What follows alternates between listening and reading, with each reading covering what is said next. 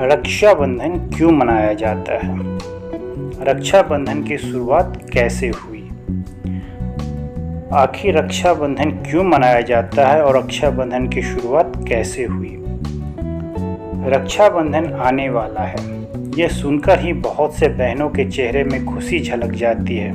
और हो भी क्यों ना, ये भाई बहन का रिश्ता ही कुछ ऐसा होता है जिसे कि शब्दों में बयां नहीं किया जा सकता। ये रिश्ता इतना ज़्यादा पवित्र होता है कि इसका सम्मान पूरी दुनिया भर में किया जाता है। इसकी इतनी ज़्यादा महत्व है कि इसे एक त्योहार के रूप में मनाया जाता है। इस पर्व रक्षाबंधन को श्रावण मास के पूर्णिमा के दिन मनाया जाता है, जो कि अक्सर अगस्त के महीने में आता है। रक्षाबंधन क्या है? रक्षाबंधन का पर्व दो शब्दों के मिलने से बना हुआ है, रक्षा और बंधन। संस्कृत भाषा के अनुसार इस पर्व का महत्व होता है कि एक ऐसा बंधन जो कि रक्षा प्रदान करता हो। यहाँ पर रक्षा का मतलब रक्षा प्रदान करना होता है और बंधन का मतलब होता है एक गांठ, एक डोर जो कि रक्षा प्रदान करे। ये दोनों ही शब्द मिलकर एक भाई बहन का प्रतीक होता है। यहाँ ये प्रतीक केवल खून के रिश्ते को ही नहीं समझाता, बल्कि ये एक पवित्र रिश्ते को जताता है। रक्षाबंधन भाई बहन का प्रतीक माना जाता है। इसके अलावा यह त्योहार भाइयों को याद दिलाता है कि उन्हें अपनी बहनों की रक्षा करनी चाहिए।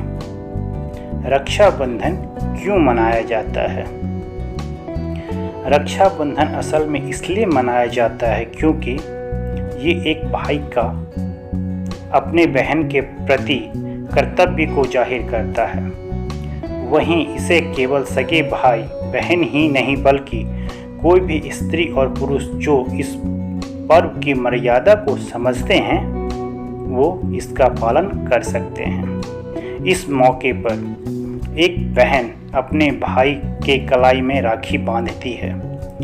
वहीं वो भगवान से ये मांगती है कि उसका भाई हमेशा खुश रहे और स्वस्थ रहे। वहीं भाई भी अपने बहन को बदले में कोई तोहफा प्रदान करता है और ये प्रतिज्ञा करता है कि कोई भी विपत्ति आए वो अपनी बहन की रक्षा करेंगे। रक्षाबंधन का इतिहास, हिस्ट्री ऑफ रक्षाबंधन। रक्षाबंधन का इतिहास बहुत पुरानी है। राखी का त्योहार पूरे भारतवर्ष में काफ़ी हर्ष और उल्लास के साथ मनाया जाता है। यह एक ऐसा त्योहार है जिसमें क्या धनी क्या गरीब सभी इसे मनाते हैं। लेकिन सभी त्योहारों की तरह ही राखी इन हिंदी के भी एक इतिहास है। ऐसी कहानियाँ जो कि दंत कथाओं में काफ़ी लोकप्रिय है। चलिए रक्षाबंधन की शुरुआत कैसे हुई के विषय में जानते हैं। नंबर 1, सम्राट अलेक्जेंडर और सम्राट पुरु।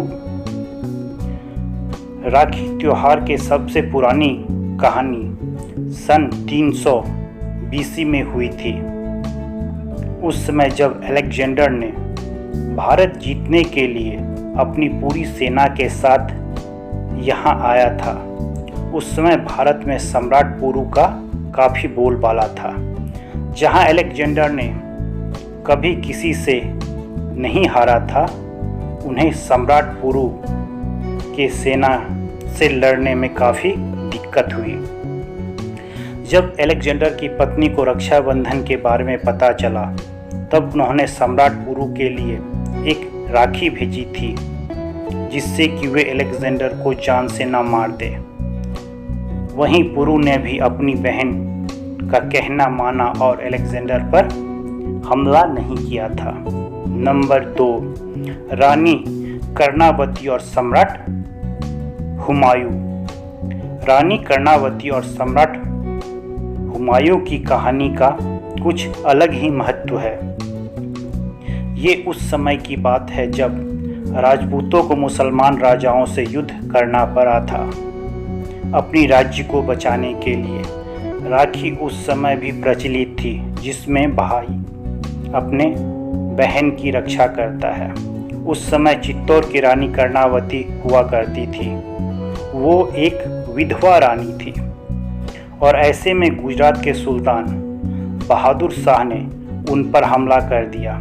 ऐसे में रानी अपने राज्य को बचा सकने में असमर्थ होने लगी। इस पर उन्होंने एक राखी सम्राट हुमायूं को भेजा इनकी रक्षा के लिए, और हुमायूं ने भी अपनी बहन की रक्षा के हेतु अपनी एक सेना की टुकड़ी चित्तौड़ भेज दिया, जिसके बाद में बहादुर शाह के सेना को पीछे हटना पड़ा था।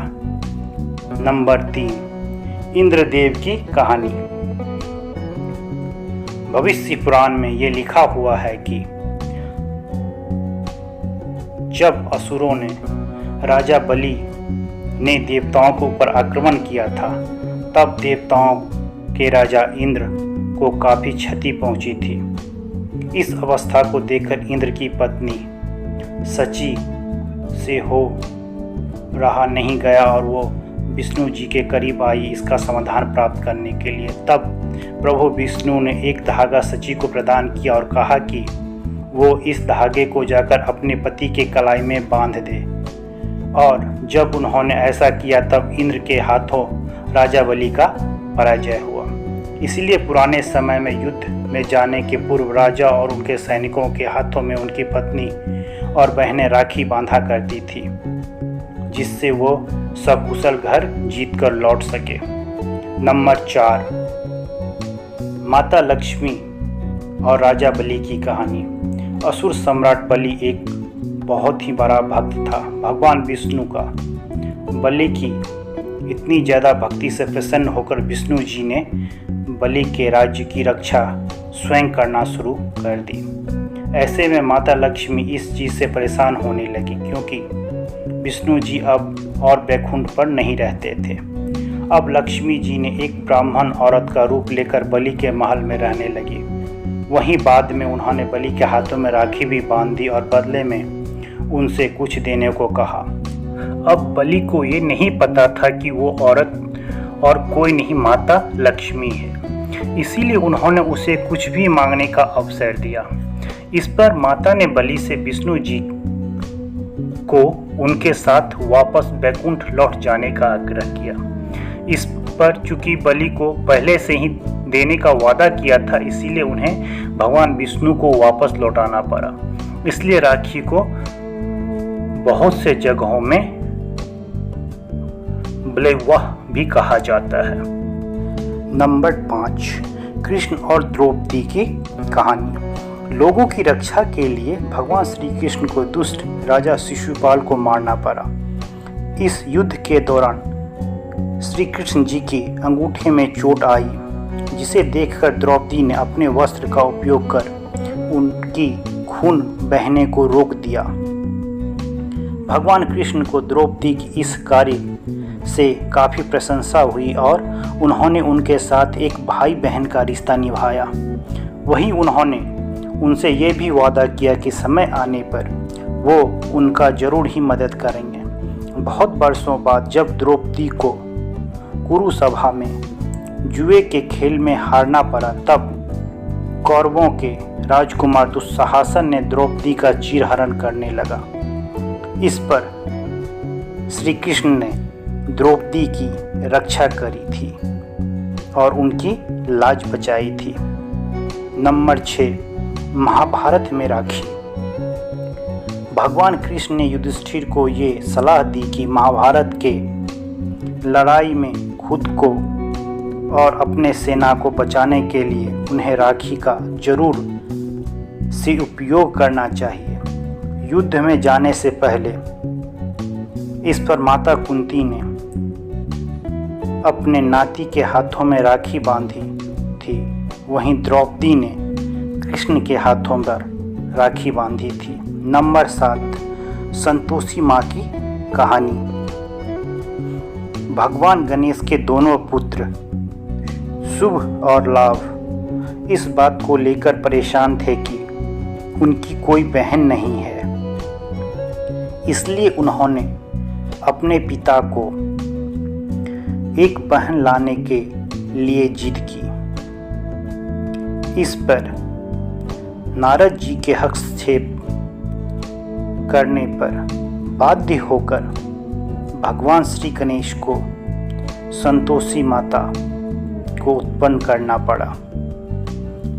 अपने शक्ति का प्रयोग कर वहीं ये मौका रक्षाबंधन ही था जब दोनों भाइयों को उनकी बहन प्राप्त हुई।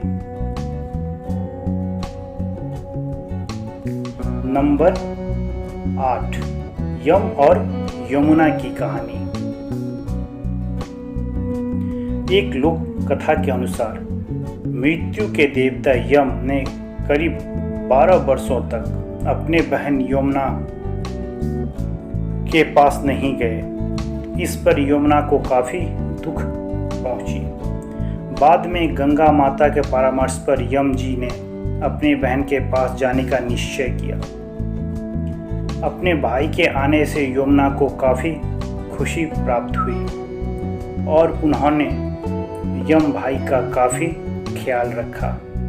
इस पर यम काफी प्रसन्न हो गए और कहा कि यमुना तुम्हें क्या चाहिए। जिस पर उन्होंने कहा कि मुझे आपसे बार बार मिलना है। जिस पर यम ने उनकी इच्छा को पूर्ण भी कर दिया, जिससे यमुना हमेशा के लिए अमर हो गई। रक्षाबंधन का शुभ मुहूर्त 2023। रक्षाबंधन 2023 का शुभ मुहूर्त 30 अगस्त 2023 रात 9:01 से 31 अगस्त सुबह 7:05 तक रहेगा। इस समय बहनें अपनी भाई को सुबह से शाम तक कभी भी राखी बांध सकती है। आपका कीमती समय देने के लिए धन्यवाद। कृपया चैनल को सब्सक्राइब करना ना भूलें।